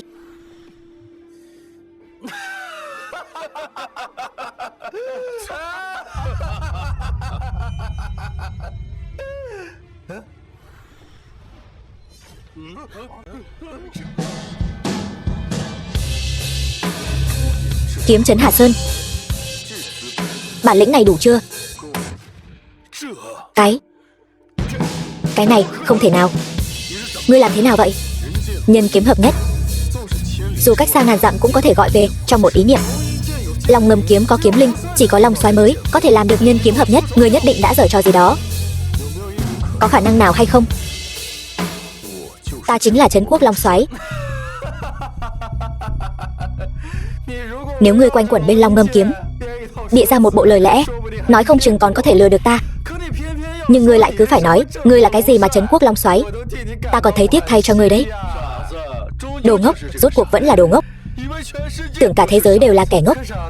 Nhưng đồ ngốc này, tất cả mọi chuyện về ngươi, Lâm Thanh đã nói với ta hết rồi. Ta khuyên ngươi vẫn nên ít nói lại. Như vậy, nói không chừng đến lúc đó còn có thể. Xin lỗi, ta quên mất kẻ ngốc không có mặt mũi. Còn về thanh Long Ngâm kiếm này, nếu ta đoán không nhầm, ngươi căn bản chưa giao cho quân sư Hoa Quốc. Để lại chiêu này là để lừa gạt chúng ta. May mà tiểu vương gia sáng suốt, Nếu không, chúng ta đều bị ngươi lừa rồi. Chúng ta trói hắn lại đi. Trong tay ngươi không phải có long ngâm kiếm sao? Ngươi rút ra cho chúng ta, mở mang tầm mắt xem nào. Được, vậy ta sẽ rút cho các ngươi xem.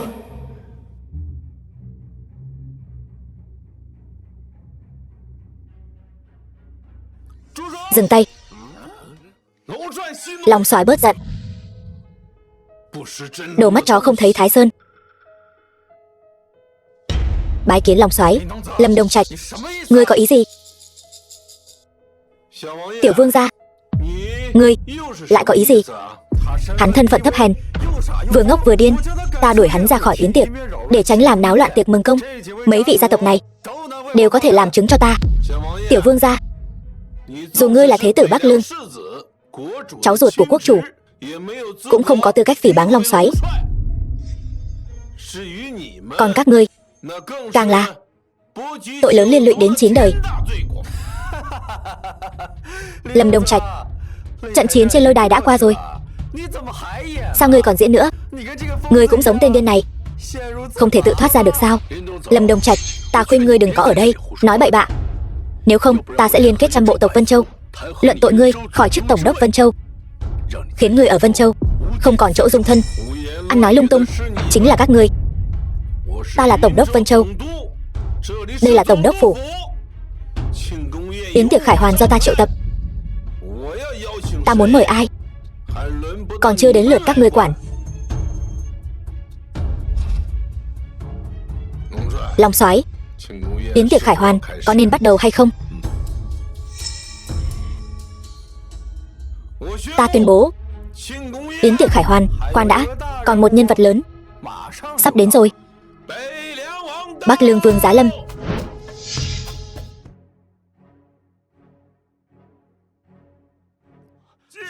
Bái kiến Bắc Lương Vương. Tất cả đứng dậy đi.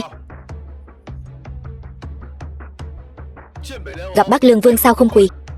Trấn quốc Long soái ngang hàng quốc chủ, ta cần gì phải hành lễ với một thân vương? Ta tất nhiên cũng có thể miễn lễ cho hai người bọn họ. Khốn kiếp, người giả vờ nghiện rồi sao? Thật sự tưởng mình là Long soái, quỳ xuống dập đầu hành lễ cũng không sao. Giống thật, giống thật. Long ngâm kiếm quả nhiên là hoàn mỹ. Đình Nhi, việc này con làm rất tốt. Có thể chia sẻ nỗi lo cho phụ vương là điều nên làm. Vương gia, tiểu vương gia, ngài đây là có ý gì? Đã đến nước này, ta cũng không ngại nói cho các người biết. 2 năm trước, Long soái đã rơi xuống vực, thân xác tan nát, mà kẻ lấy mạng hắn chính là phụ thân ta, Bắc Lương Vương Viên Chiến Thiên. 2 năm nay, dưới sự bày mưu tính kế của phụ thân ta, phòng tuyến Bắc Cảnh liên tiếp thất bại. Hoa quốc lại liên tiếp chiếm được Nam Giang và Dương Châu. Ngay cả trận chiến trên lôi đài hôm qua cũng là do phụ thân ta một tay sắp đặt. Chính là muốn Hoa quốc không tốn một binh một tốt mà chiếm được phòng tuyến Bắc Cảnh, thông đồng với Hoa quốc bán nước. Bắc Lương Vương, người thật to gan. Gan không lớn, sao ta có thể ngồi được ngôi vị trí tôn này? Người thật là phóng túng. Ngươi có biết mình đang nói gì không? Tất nhiên, ta đâu phải kẻ ngốc. Đánh lén Long soái, tích trữ binh lương, khai khẩn đất hoang, tất cả những điều này đều là vì muốn đoạt lấy ngôi vị Long chủ, để toàn bộ Long quốc trở thành vật sở hữu của Viên Chiến Thiên ta. Vốn dĩ việc này còn phải mưu tính thêm vài năm nữa, bên ta mới nắm chắc. Giờ có ngươi, ta có thể để ngươi tiếp tục mạo danh Long soái, từ đó khống chế toàn bộ Trấn Long quân. Phía bắc có Bắc Lương Vương phủ, ở giữa có Trấn Long quân, thêm vào đó Hoa quốc nội ứng ngoại hợp. Không quá 3 ngày, ta sẽ là tân Long chủ của Long quốc. Tham kiến tân Long chủ của Long quốc. Đứng dậy đi, đại nghiệp đoạt vị sắp thành công. Phạm những ai hiện tại gia nhập Viên gia ta đều là công thần khai quốc, vinh hoa phú quý, hưởng thụ không hết. Ngươi tưởng ai cũng giống cha con bọn ngươi sao? Bán nước cầu vinh, không biết liêm sỉ. Việc đại nghịch bất đạo như thế chỉ khiến người ta chê cười muôn đời. Được. Vậy sao?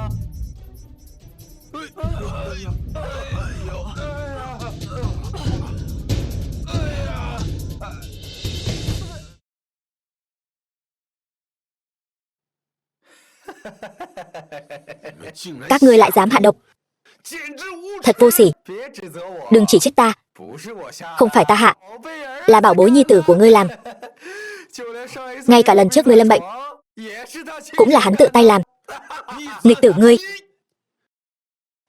Không thể nào, Thanh Nhi sẽ không làm chuyện này.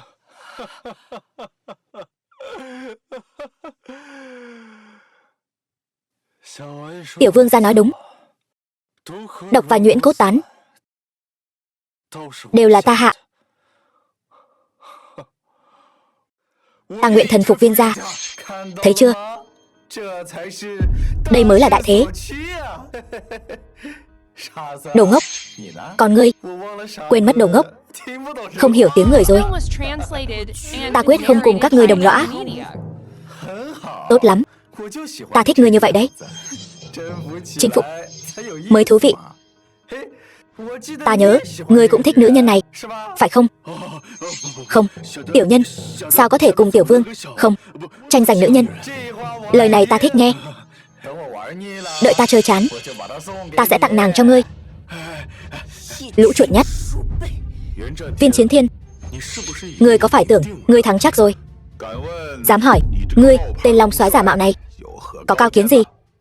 Viên Chiến Thiên, ngươi thật to gan lớn mật, dám mạo phạm long soái. Sao nàng ta lại ở Vân Châu bái kiến Tử Long đại nhân? Chiến thần mạnh nhất sao? Cô ta vừa nói tên ngốc này lại là long soái. Tư thông với Hoa Quốc, mưu quyền xoán vị, mạo phạm long soái, kẻ dưới phạm thượng. Điều nào cũng đều là tội mất. Người ta càng sống càng hiểu chuyện, còn ngươi thì càng sống càng hồ đồ. Ngay cả Tử Long chiến thần cũng cung kính như vậy. Chẳng lẽ đây thật sự là long soái? Xong rồi, lần này tiêu thật rồi. Chúng ta hãy nghĩ cách cầu xin long soái tha thứ đi. Long soái, bớt giận. Tôi vừa rồi là hiểu lầm. Tôi chỉ giả vờ đầu hàng Bắc Lương Vương, muốn nhân cơ hội cứu ngài ra ngoài. Đúng, chúng tôi tuyệt đối không có hai lòng. Chúng tôi nguyện thề mất trung thành với người. Xin long soái giáng tội. Long soái tha mạng. Tôi vừa rồi chỉ là nhất thời mê muội, xin người hãy nể mặt chị tôi, tha cho tôi một mạng. Nghịch tử câm miệng. Xưa kia long soái bình định Bắc Cảnh, rồi ẩn cư ở Vân Châu 2 năm. Nào ngờ chuyện hôm nay, tội của các ngươi chất chồng như núi. Ta nhất định sẽ bẩm báo quốc chủ trị tội. Đặc biệt là ngươi, Bắc Lương Vương. Dù ngươi là bào đệ của quốc chủ, lần này cũng khó thoát khỏi mất mạng. Không ngờ Tử Long chiến thần này không chỉ võ nghệ cao cường, mà diễn xuất cũng không kém phần xuất sắc. Vương gia, đây là ý gì? 2 năm trước, chính ta đã đẩy long soái xuống vực sâu vạn trượng. Cho dù long soái không mất, nhưng vùng tim nhất định sẽ có sẹo. Vừa rồi ta dùng nội thị chi pháp, không phát hiện người này có sẹo. Điều này chứng tỏ hắn chỉ là một kẻ giả mạo. Đúng, ta suýt nữa quên mất chuyện này. Trên người hắn căn bản không có vết thương. Nếu không phải long soái, sao có thể khống chế được long ngâm kiếm? Nhưng long ngâm kiếm này cũng là giả. Trừ phi hắn cởi đồ ra, cho chúng ta xem có vết sẹo hay không. Sao? Không dám cởi? Vậy là thật hay giả? Đã rõ như ban ngày rồi. Tiểu vương, quốc tử, vừa rồi chỉ là hiểu lầm. Ta chỉ lo lắng cho tên tiểu tử này còn có hậu chiêu thử thăm dò ngài. ta đối với quốc tử, còn có Bắc Lương Vương, là một tấm chân tình. Đúng, chúng ta tuyệt đối không có hai lòng. Chúng ta nguyện ý thề mất trung thành với quốc tử. Đau không? Không đau. Rất thoải mái quốc tử. Thoải mái lắm. Là một con chó tốt.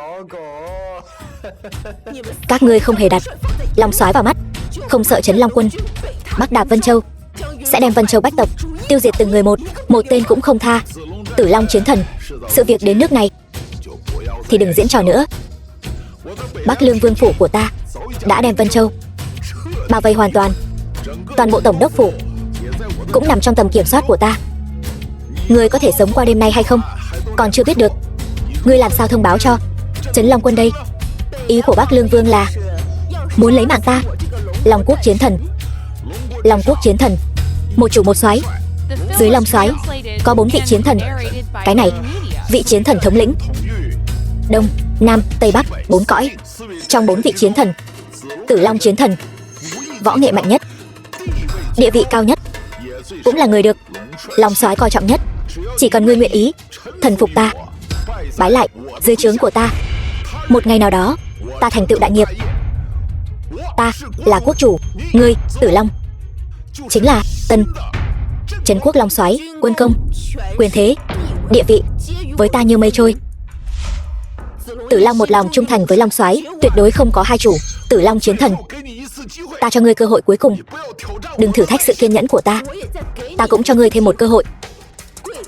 Quỳ xuống, khấu đầu, xin Long Soái tha thứ, rồi đem tất cả tội trạng của ngươi báo cáo lên quốc chủ. Ngươi sẽ bị luật pháp trừng trị. Như vậy, ngươi có lẽ còn mất được tử tế một chút. Đủ rồi. Ta thật sự không hiểu, một tên ngốc làm sao lại đáng để các ngươi ủng hộ? Chẳng lẽ đầu óc các ngươi cũng hỏng rồi sao?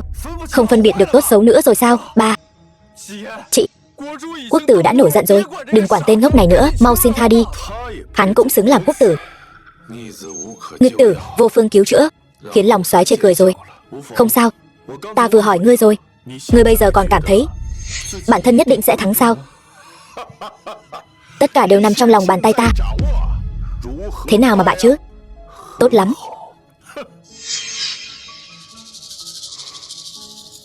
Thời gian sắp đến rồi. Ai vậy? Thiếu gia, người của chúng ta đã mất 9 phần rồi. Làm sao bây giờ? Cái gì? Không thể nào. Ta sớm đã xem qua ghi chép của quân bộ. Trấn Long Quân gần đây không có hành động. Các quân đội khác cũng không có dấu hiệu hành quân về Bắc Cảnh. Che mắt, nhất định là che mắt. Ngươi đừng hòng lừa ta. Bắc Lương Vương quả nhiên lão mưu sâu kế hiểm, thế mà ngay cả ghi chép quân sự cũng đã chuẩn bị sẵn. May mà Long Soái đã bày mưu tính kế từ xa. Nếu không thì muốn ép con cáo già này lộ diện là chuyện tuyệt đối không thể. Càng không nói đến việc bắt quả tang hắn. Các ngươi đừng hòng vu oan giá họa, như vậy căn bản không xứng với chúng ta. Ngươi nói không sai. Trấn Long Quân quả thật căn bản không có bất kỳ hành động nào. Quân đội ở những nơi khác căn bản không kịp chi viện. Nhìn khắp 4 phương Long Quốc, quả thật ta căn bản không có quân có thể dùng. Nhưng có một đội quân không chịu sự điều khiển của ai khác. Ngay cả người Bắc Lương Vương cũng không có quyền can thiệp, còn dám lớn tiếng mà không biết xấu hổ. Làm sao có thể có loại quân đội này? Ngươi là nói Ngự Lâm Quân quân trưởng Mục Võ Đạo?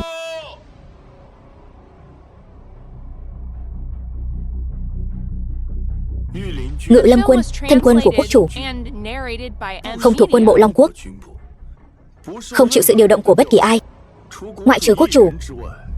Hành động không cần báo cáo với bất kỳ ai. Bắc Lương Vương, ta nghĩ ngươi nên xin lỗi Long Soái. Vậy thì ta còn có thể nể mặt ngươi. Nếu không thì đừng trách ta. Mục Vũ là quân trưởng Ngự Lâm Quân, lại là tri kỷ của Lâm Phàm. Chẳng lẽ Lâm Phàm thật sự là Long Soái? Hắn nếu là Long Soái, lão tử là quốc chủ. Ngự Lâm Quân bất quản thế sự, bôn ba thế tục, chỉ phụ trách an nguy của quốc chủ, càng không thể tự ý rời khỏi đế đô. Tiểu tử, ngươi có biết ngươi đã phạm tội chu diệt cửu tộc không? Tiểu vương gia, Ngươi còn biết luật pháp Long Quốc, tư thông với Oa Quốc, bán đứng quốc thổ, mưu đồ soán ngôi. Ngươi biết những tội này đủ để ngươi mất 700 lần rồi đấy. Ngươi, kẻ vừa rồi xông vào Bắc Lương Vương phủ của ta, có phải Mục quân trưởng không? Bắc Lương Vương phủ chẳng đáng nhắc tới. Ngươi ngậm miệng lại, ở đây không có phần ngươi lên tiếng. Bắc Lương Vương phủ của ta đã đụng chạm Mục quân trưởng. Đó là bọn chúng đáng đời.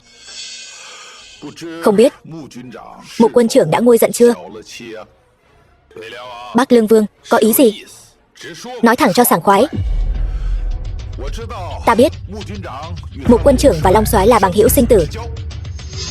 2 năm trước ta đích thân lấy mạng hắn. Về điểm này ta vô cùng chắc chắn. Mục quân trưởng mang tội lớn chạy đến Vân Châu, trên đường lao nhanh ngàn dặm, nhất định không phải vì kẻ mạo danh này. Vậy chỉ có 2 điểm. Một là vì quyền, 2 là vì tiền. Vậy nên không ngại hợp tác với ta, cùng nhau lật đổ ngai rồng này. Ngươi có thể làm Bắc Lương Vương. Toàn bộ Bắc Lương sẽ thuộc về ngươi. To gan. Bắc Lương Vương, cẩn thận lời nói. Cẩn thận lời nói cái gì? Nhìn xem, tại đây thân phận ta cao nhất. Ta chính là đạo lý lớn nhất. Bắc Lương Vương, 2 năm không gặp, ngươi trở nên oai phong lắm. Không chỉ dám mạo phạm bổn soái, xúi giục Mục quân trưởng, thậm chí dường như ngay cả vị trí tôn kia cũng hoàn toàn không để vào mắt. Ngươi phải biết, 2 năm trước ngươi ở bên cạnh ta, ngay cả uống một ngụm nước cũng phải run sợ, sợ làm phiền ta. Ngươi bị điên sao? Hắn làm sao biết được chuyện này? Mục quân trưởng, trò hề của ngươi không thể lừa được ta. Trò hề? Ngươi nghe Long soái nói ta sợ hắn, cho nên ngươi mượn miệng tên Long soái giả mạo này,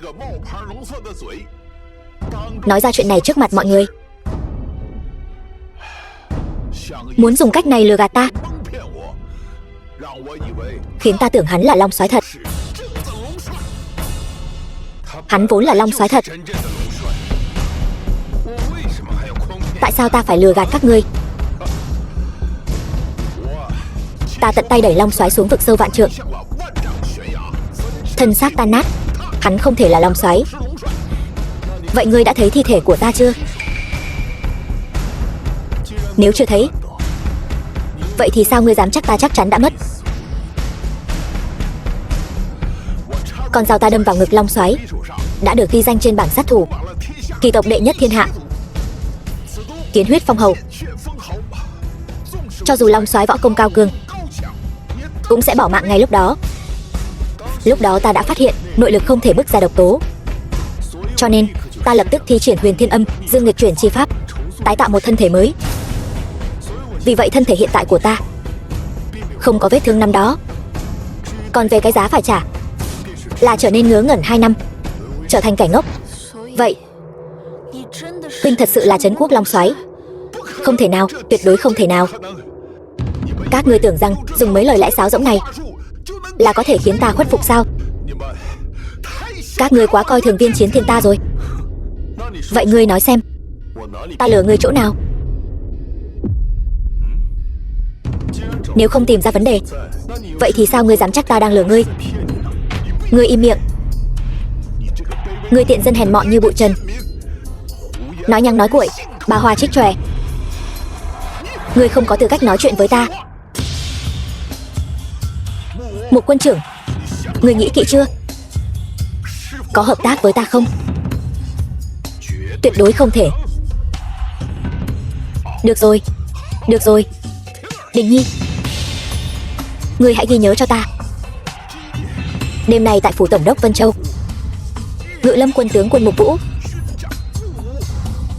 Kinh Nhẫn Long quân, Tử Long, tổng đốc Vân Châu, 3 người bọn ngươi muốn lấy chức tổng đốc phòng tuyến Bắc Kinh làm mồi nhử, thông đồng với Hoa Quốc, âm mưu soán ngôi, muốn lật đổ tinh thần Long Quốc của ta. Bắc Lương Vương ngậm máu phun người. Ngươi nghĩ rằng những lời ma quỷ này quốc chủ sẽ tin ngươi sao? Ta, thân phận siêu nhiên đến từ phương Bắc xa xôi, tất cả bá tánh ở đây đều là thuộc hạ của ta. Nhân chứng đã có, vật chứng cũng có. Người nghĩ quốc chủ sẽ tin lũ loạn thần tặc tử các ngươi, hay là tin Viên Chiến Thiên ta đây? Đấu với ta, hay một người em ruột? Đồ ngốc, ngươi lại muốn làm gì nữa? Ngươi, chính vì ngươi là em ruột của quốc chủ, thân phận siêu nhiên, cho nên hôm nay ta mới mời một quân trưởng đến, còn có Tử Long cùng ta diễn vở kịch này. May mà mọi nỗ lực đều không uổng phí. Dù các ngươi nói gì, ta cũng sẽ không tin. Cung nghênh quốc chủ. Cung nghênh quốc chủ.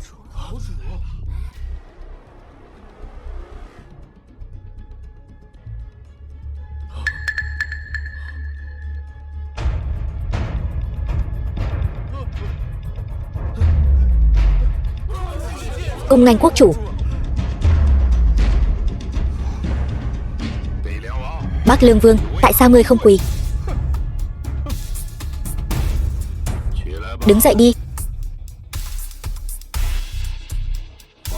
Hoàng đệ, lời Long Soái nói ngươi không tin, vậy lời trẫm, đương kim quốc chủ Long Quốc nói, ngươi có tin không? Ngay cả quốc chủ cũng nói Lâm Phàm là Long Soái, xem ra sự thật là không thể nghi ngờ. Ai mà ngờ được tên ngốc này lại là quốc soái trấn giữ Long Quốc. Lâm Phàm thật sự là Long Soái. Thôi xong rồi. Bá phụ, người đừng nghe lũ loạn thần tặc tử này, bọn chúng nói bậy đấy. Toàn bộ sự việc rất phức tạp. Người quỳ xuống.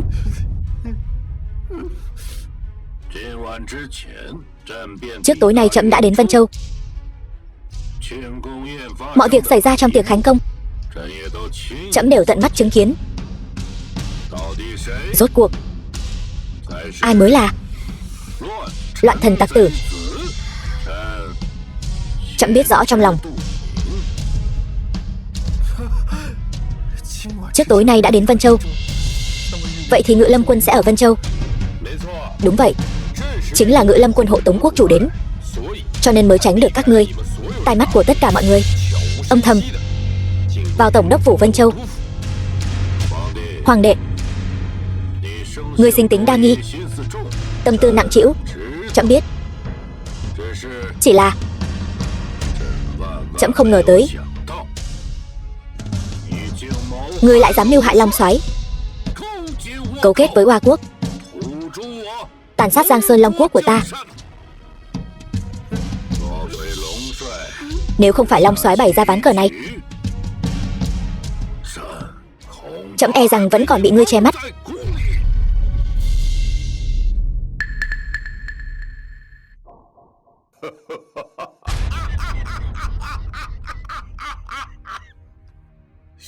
Giống, thật giống.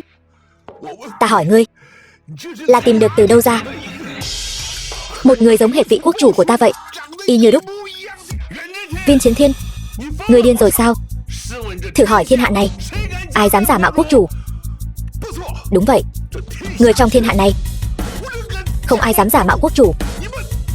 Các ngươi chính là lợi dụng điểm này, tìm được một người giả mạo quốc chủ của ta, muốn ta ngoan ngoãn chịu trói sao? Giao ra 10 vạn thiết kỵ Bắc Lương.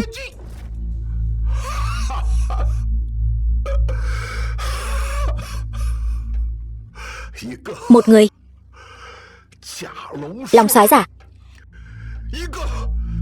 một người quốc chủ giả. Rốt cuộc ai là kẻ đứng sau các ngươi? Là ngươi sao? Là ngươi. Ba sao vậy? Ngươi mới là kẻ đứng sau thực sự. Ba đừng làm con sợ. Ba con là Đình Nhi đây ba. Đình Nhi. Lại tìm được một người giống hệt Đình Nhi của ta. Ngươi lừa ta. Ngươi thật sự lừa ta. Các ngươi không lừa được ta. Dậy đi. Đình Nhi. Là ta đã lấy mạng ngươi. Ba, Đình Nhi của ta. Đình Nhi. Không phải. Ngươi là kẻ giả mạo. Ngươi không phải Đình Nhi của ta. Đình Nhi của ta đâu? Đình Nhi của ta đâu? Đình Nhi của ta đâu? Đình Nhi của ta đâu? Đình Nhi của ta đâu? Đình Nhi của ta. Đình Nhi. Viên Chiến Thiên này bản tính đa nghi, cả đời đều tính kế người khác. Người duy nhất hắn tin tưởng chắc là đứa con trai bảo bối của hắn. Không ngờ đến cuối cùng hắn lại ngay cả con trai mình cũng nghi ngờ, còn cho rằng con trai mình muốn hãm hại hắn, cuối cùng tự tay lấy mạng cốt nhục. Có lẽ đây chính là báo ứng.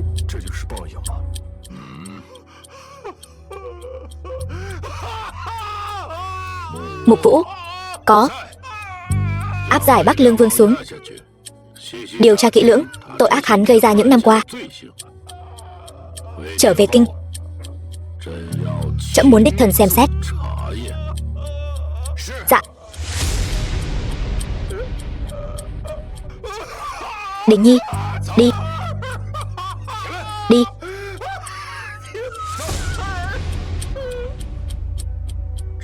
Còn về Trăm tộc Vân Châu. Quốc chủ khai ân. Quốc chủ khai ân. Mong quốc chủ rộng lượng tha thứ. Kính xin quốc chủ rộng lượng tha thứ. Kính xin quốc chủ rộng lượng tha thứ. Long Soái, ngài thấy sao? Trăm tộc Vân Châu A Du nịnh hót, có ý đồ mưu phản, tuyệt đối không thể khoan dung.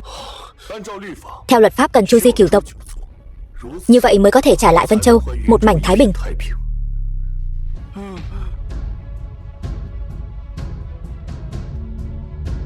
Quốc chủ Long Soái, cục diện và lên án hôm nay, Lâm Thanh có trách nhiệm không thể chối bỏ. Mong hai vị rộng lượng, để ta tự mình thẩm lý việc này. Nhất định sẽ cho hai vị một câu trả lời thỏa đáng.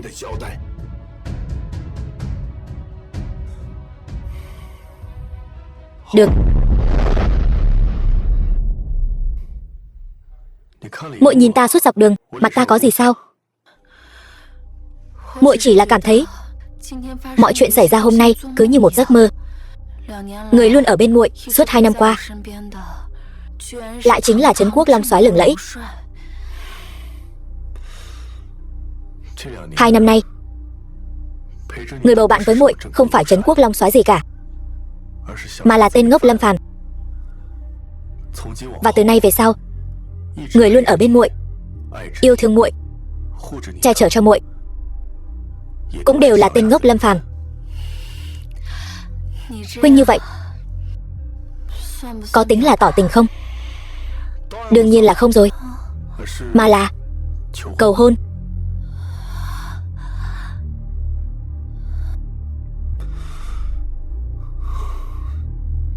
Chi Nguyệt, nàng có bằng lòng gả cho ta không? Muội bằng lòng.